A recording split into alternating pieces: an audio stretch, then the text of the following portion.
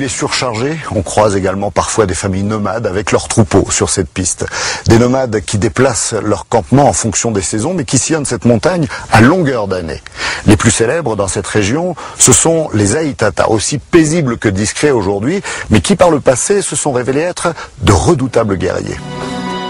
50 000 hommes, de l'artillerie et une quarantaine d'avions.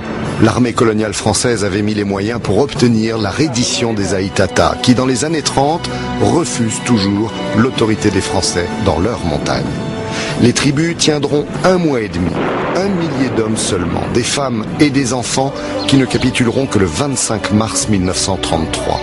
Une lutte acharnée, un fait d'armes dont leurs descendants sont toujours très fiers dans ces montagnes que ce peuple de nomades n'a finalement jamais quitté.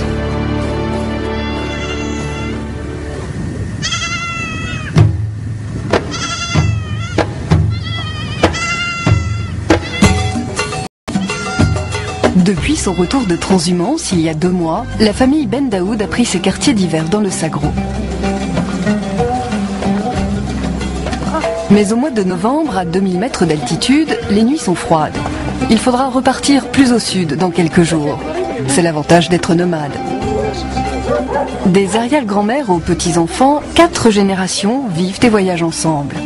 Depuis la mort de son père il y a 1 an, c'est Moa qui veille sur le campement.